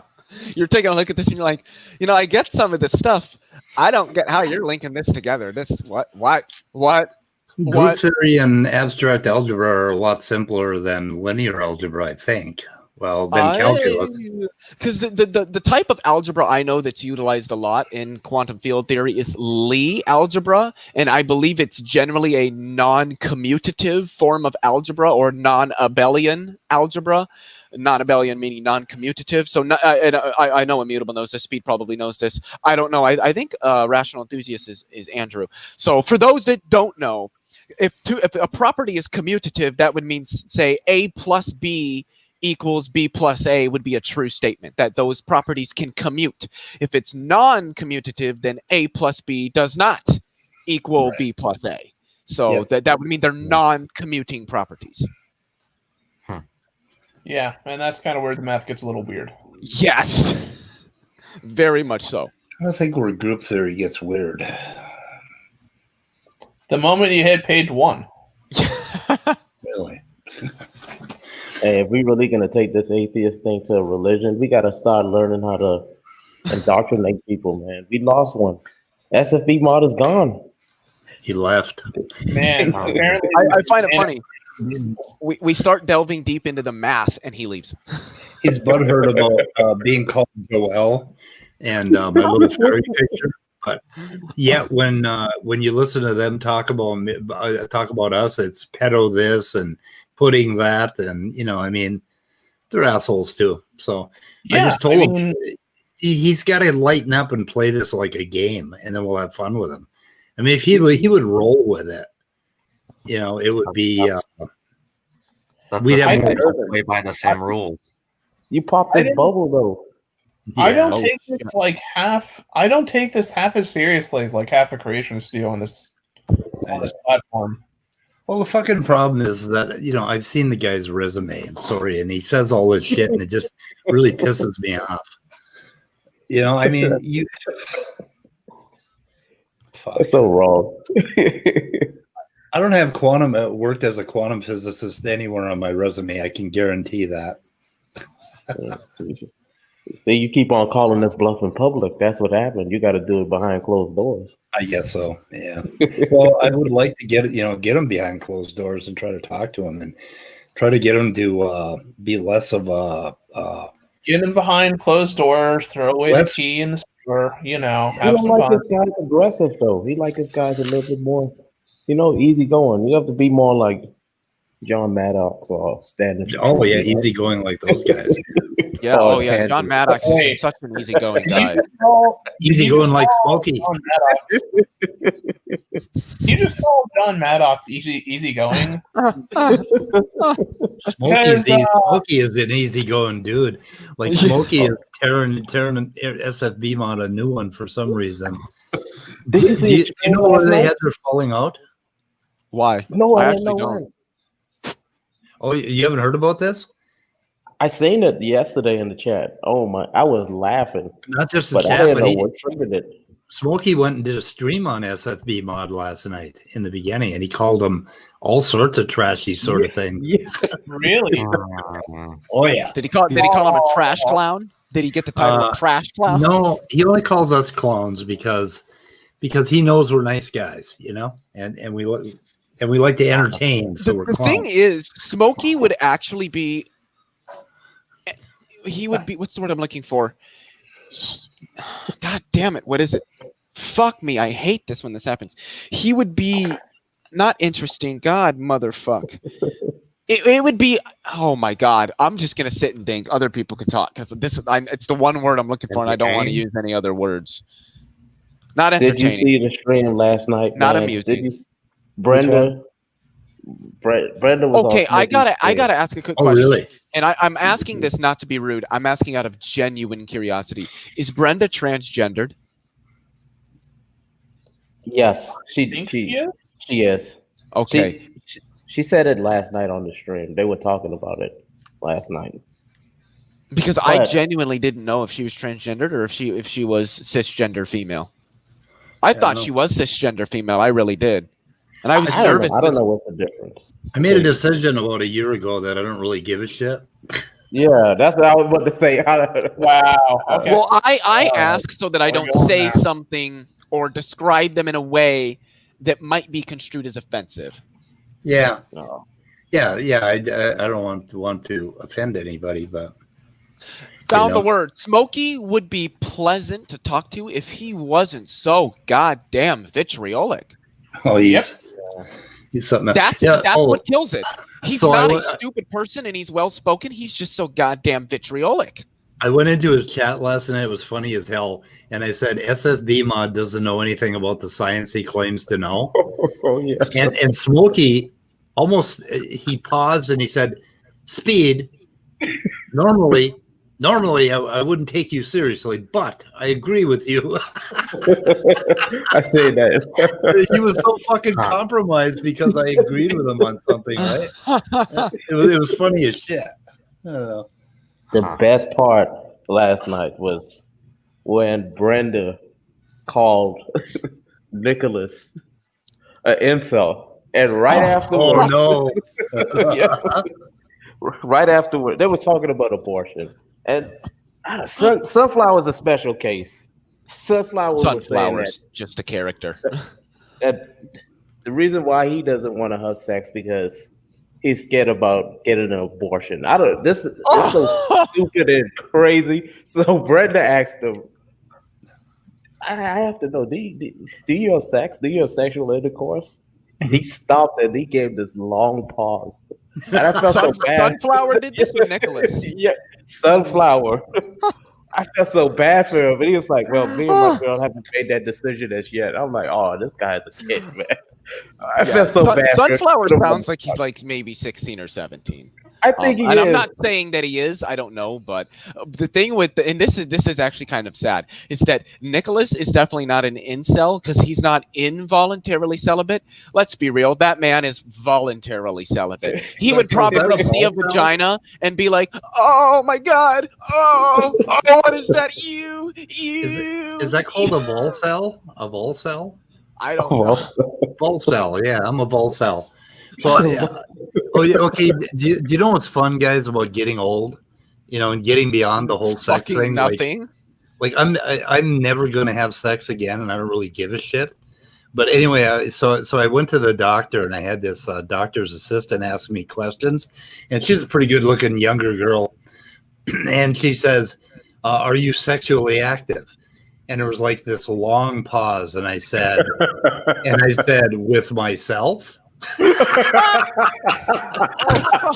and she rolled with it. I actually got her to laugh, which I will probably be sexually active into my 90s as long as I can get it up. It's going in. That's what I've always said. If it can go up, it's going in. Okay, here's the fucking problem with that, Leo. When you're like 69 years old, you start dating 69-year-old women. But the thing is, when I'm 69, I will be married to the love of my life. It's like I would never have some female sleep with something that looked like me. For fuck's sake! I mean, Jesus, I'm old. What if she wanted to, though? Fucking wrong. Well, I had an experience with that, and I couldn't peel her off of me. But I just wasn't interested. I just I'm totally asexual. I don't give a fuck. I don't want to do it no more. Like women don't get you hard, or what? That's not the problem. I just don't like. Oh, you just don't get hard, is what you're saying.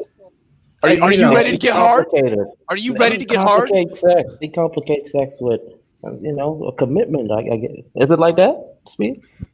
Well, no, it wasn't. Well, yeah, there was a commitment involved too, and she wanted way too much attention, but I just thought it was like old people shouldn't be fucking around like that. I don't know. What the hell is wrong with that, dude? It kind of fucking made me, I was just a little offended by taking my clothes off with somebody. Dude, It's just sex is not only healthy, but it feels amazing, my guy. Yeah, but no, you get beyond that, and you don't really give a shit anymore.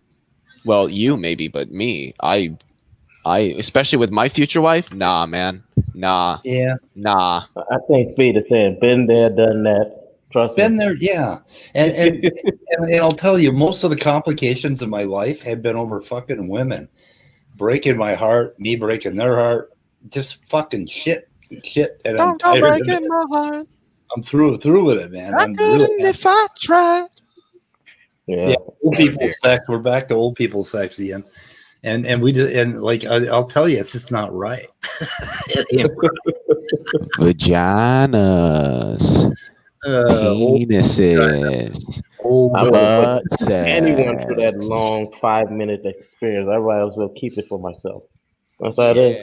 And most of the incels that we have to deal with would probably go in, and that's it. Just a one and done. One stroker. Yep, pretty much.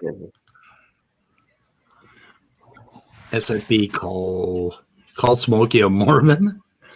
He called him a Mormon. Oh, he did. Smokey got offended by being called a Mormon. I do remember that stream where you know what would be so ironic is if heaven was real and Smokey gets there and was like, but I was mean to all those atheists on YouTube. Yeah, but see, we only got one checkbox, and next to it, what word do you see? Mormon. And see, we can't check that box. Yes, it was the Mormons who got it right. Yeah, fucking Mormons. If the Mormons were the ones that got it right, I don't think I want to go to heaven.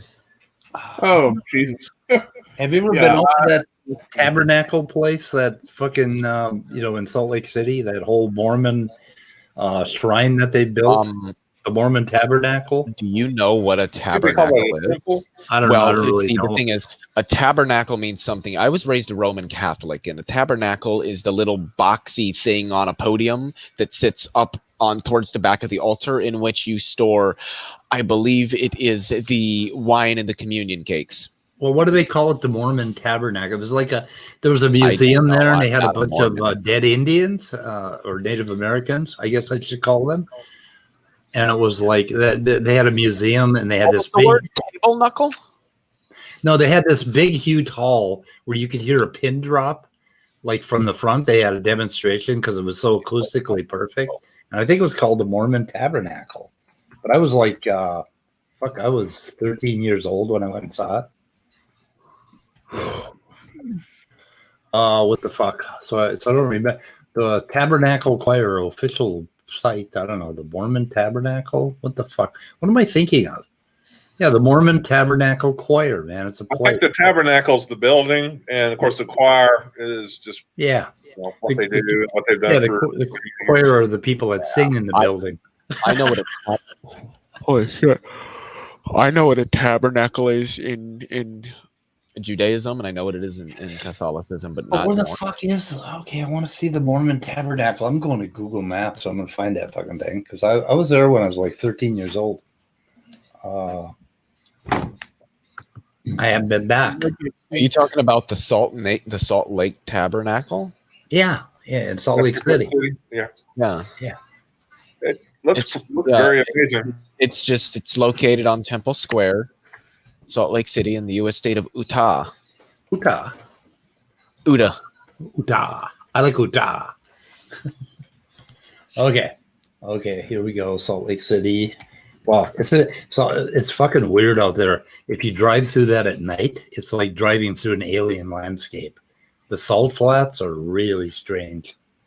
Are they? They All are. that inland ocean stuff left behind, I guess. Yeah, it's amazing. Oh, and they had the what the fuck was it? The Green Monster or something. It was like one of these rocket cars. So we stopped at this gas station, and it was on the Nevada-Utah border, I think. And there was gambling on one side of it. It was built right across the border, and they had a big line in the middle of it, and you could gamble on one side, but not on the other side. It was really cool. But anyway, there were all these jet cars out there that they raced on the salt flats, which were kind of cool. So I remember there's a lot of salt there for some reason. Maybe that's why they called it Salt Lake City. Oh, I just put that together. Dead air. What? I don't know. Musing. Muta was falling asleep again like last night when he fell asleep when I needed him. When you needed me. But I don't have a resentment. I don't have a resentment against you guys for last night. Okay. Yeah, I didn't get your text messages until 2 hours later. You can't have a resentment against me. Yeah, what the hell is up with that? You need to get a real phone carrier. I do have a real phone carrier. Okay. Funny thing is, the only messages that came slow were yours. Nobody else's did. Oh, come on. Yeah, What's colder in Minnesota, so those messages must be like freezing or something and getting stuck. They got stuck, all right. So I'm putting my little man in the Mormon. Oh, I remember this. Shit. And that was like fucking, what is that? Like 56 years ago? What? That I was here? That was at the Mormon Tabernacle. You actually went there? Yeah, 56 years ago. Are you trying to make us feel sorry for you? Because it's not going to work. Why would you feel sorry for me? Because I went there? Yeah, because you went to the Mormon Tabernacle. Oh, did they try to get you to have dinner with their families and sit down for game night or what? Nope. I was too I think young. Immutable gets the reference. I don't know if anybody else does. Did they all drive around in minivans with their faces painted and goofy animals or what? Okay, I'm still not getting this. Yeah, because you don't watch South Park, you fucking. I do watch. I watch every episode of South Park. Then you haven't. No. This is obviously an episode you haven't seen, and it's an old one. Okay, the Mormon episodes, right? Yes. Okay, so what was this about driving around with their faces painted? Oh my god, dude! Watch the episode. I gotta watch it again. I fucking forgot that part. When God, well, I don't even remember what the kid's name is. It's friends with Stan, and his family rolls up, and they got all their faces painted, and they're in a minivan, and they're just like the perfect happy family that does everything together, and it's just like, yeah, I remember that part, but I don't remember the faces painted. What the hell did I miss? I'm gonna have to go watch that again. Yeah, I guess you are. I guess I am. Yeah, maybe you should. Yep, I think we should kill this thing. I have Alaskan king crab for a snack tonight. Oh, that sounds. Oh, fuck you! I have like 3 or 4 pounds of it. I am going to fucking roll around in it, slather myself with butter. That's what I mean by sex, man. Alaskan king crab. As long as you don't cornhole yourself with it. Oh no! Tried that once. No, don't do that. Take the pincers off if you do. Sometimes the nerves are still active. Oh, this fuckers, you can't even pick them up without cutting yourself. Yeah, I got about 4 pounds of it. I'm gonna go crack it up and put it in a pot of butter and sit down and watching a new series on Netflix called The Queen something or another. I don't know what the fuck it is. Some drug thing. What kind of show? What are you watching? A series about a drug cartel, a woman. What the fuck is it? Queen of the South, I think it is on Netflix. I am very disappointed in cable TV. I have seen there I said I'm disappointed in cable TV. There have been no decent scary movie. Rarely have there been decent scary movies on this entire fucking month. I've seen The Conjuring once. I've seen The Nun once. I've seen Insidious Chapter 2 or 3 once. I saw Insidious: The Last Key once. I'm just like, where are the other Conjuring movies? Where are the Annabelle movies? Where are the rest of the Insidious movies? Where are all the good? Where's the Exorcism of Emily Rose? Where's the Curse of La Llorona? Where are all these good ass fucking scary movies at that you people don't? Because all everybody wants to watch is Hocus Pocus. I don't think they know. Isn't Nightmare that Hocus Before Pocus? Christmas and The Nightmare Before Christmas every fucking night. Like, no, dude, get those movies aren't even scary, and because of that, to me, they ain't good. Listen, Hocus Pocus was scary to me when I was young, Hocus bro. Pocus Seems like all the titles are on. I think we're gonna have to block Ian. What's that? I said it sounds like those titles that Leo was talking about are either on Prime Video or Netflix. Oh, they have. There. That Emily Rose have, one was we would have live streaming if my grandmother knew how to operate it, and she doesn't. That's why we went back to gay ass DirecTV. I can't remember the last time I was scared by a movie. I think it was like when I was 16 and I saw The Exorcist at a theater for the first time. The original one is not even remotely scary at all.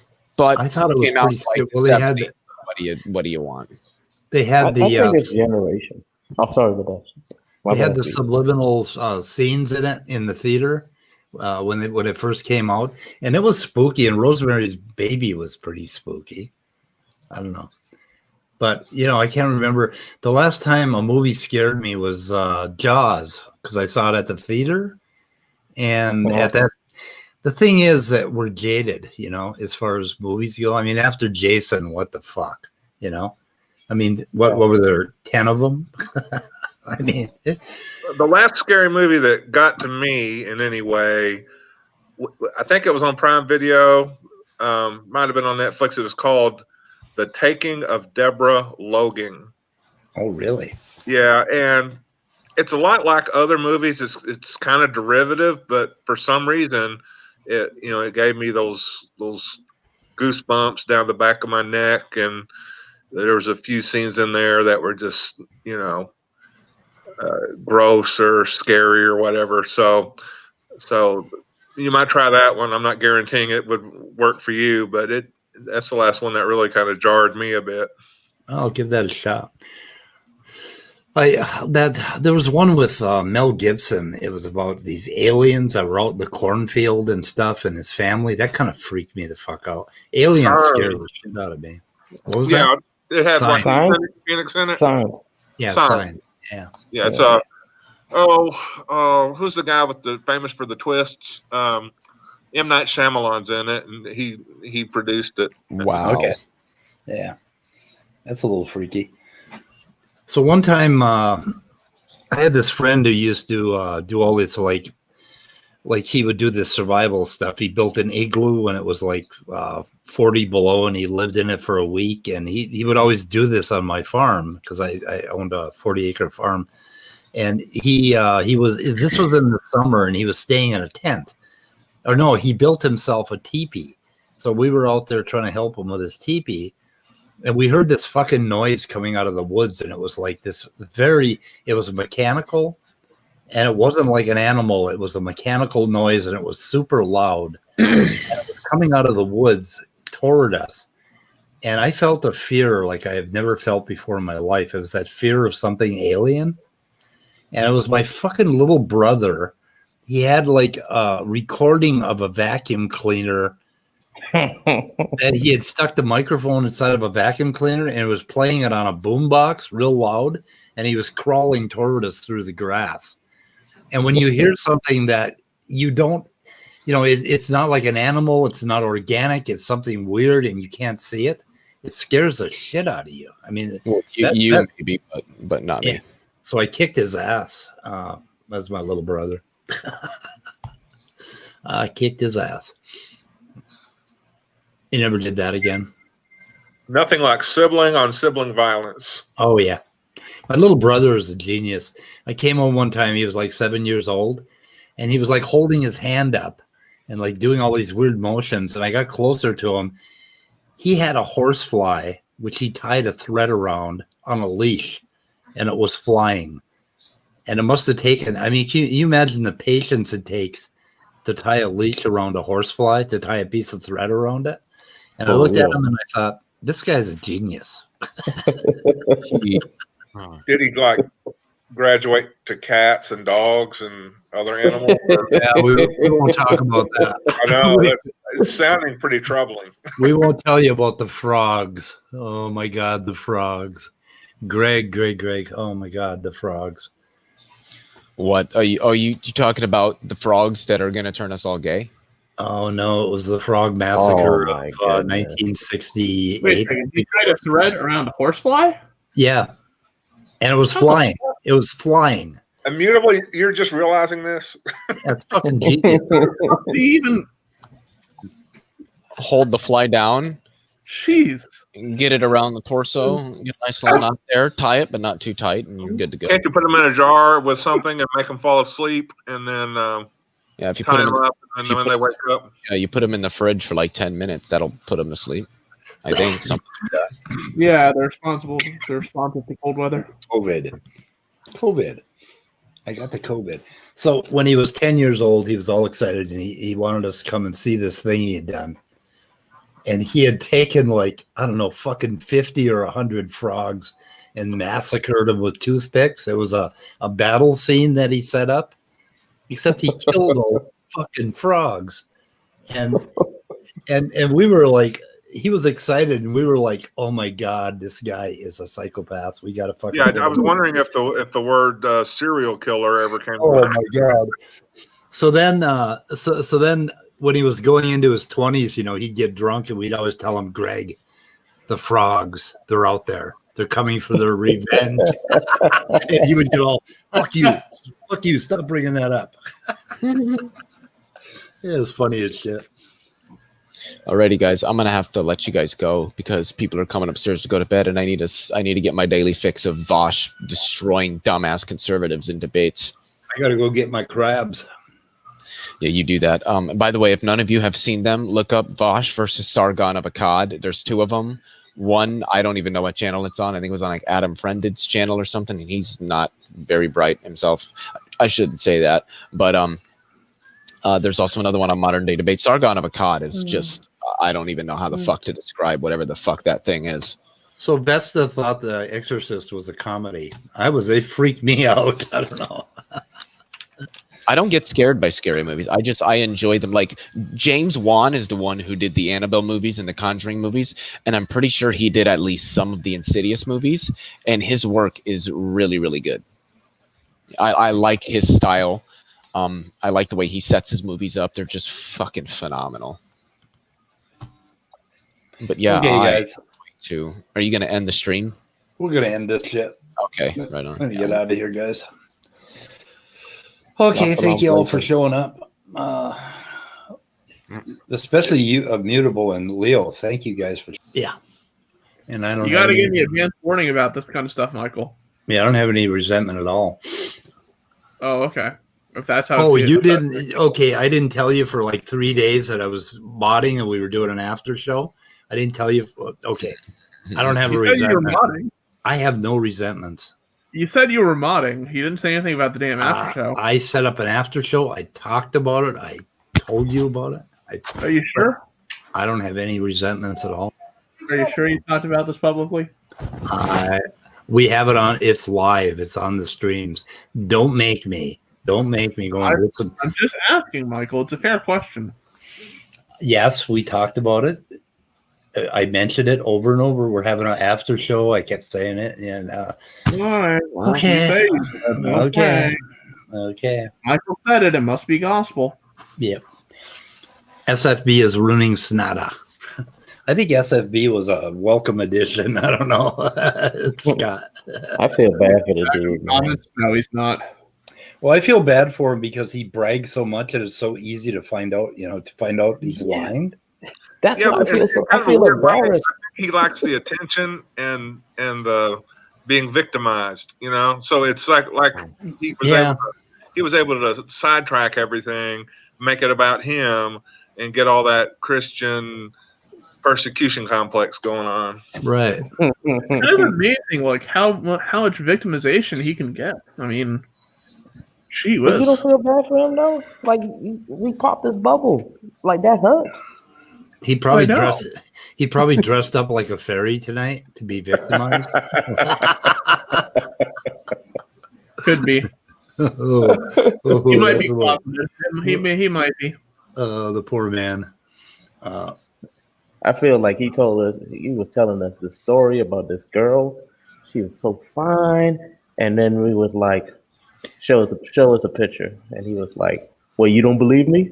It was like, no, just show us a picture. He was like, oh, we popped this bubble, man. That's what I feel like. Yeah. Like, if it's so true, can you not provide a pic? Like, Jesus. Yeah, like, come on. I mean, like, not asking me for a sex tape. I mean, Jesus. Okay, for the next week, we're going to be nice to our religious idiot friends. No, fuck that. They chose to share their mental retardation with the internet. I know, but at least sound so confident though. That's the bad part about it. If you listen to Joe, and sometimes I go inside the chat and I just ask a question, and he say, "There you go. Atheist is a religion. They just sit there and they believe in their science, and they're wrong. They need to believe in creation." I'm like, oh shit.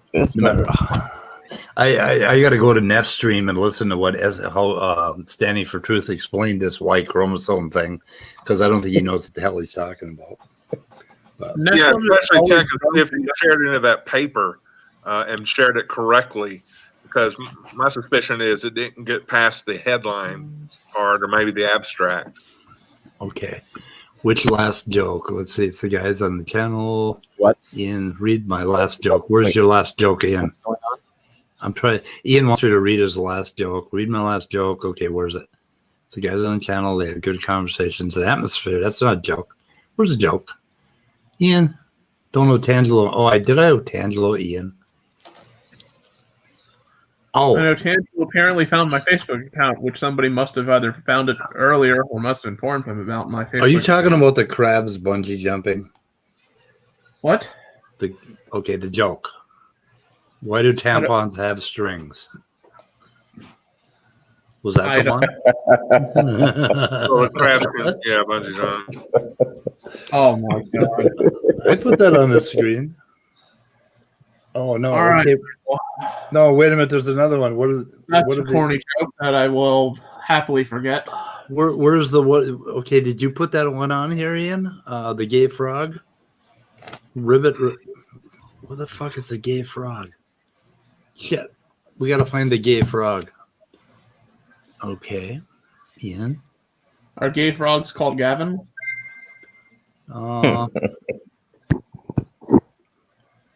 What did the gay frog say to his boyfriend? Rim it. Okay, that's. I don't know, but it was here somewhere. Is Ian a dad? Ian, are you a dad? Ian is, yes. That's those dad jokes. It is, right? I guess it's more like dad jokes for your 21-year-old kid or something. Yeah. His kid's a little younger, I think. Oh my god. Okay, we're gonna shoot this thing in the head, okay? It's time to go get crabs. Okay, good night, guys. I'm gonna end the broadcast. Good night. Enjoyed it. Good night, everybody. Everybody out there, if anybody's out there. I hope the hell nobody's listening to this shit.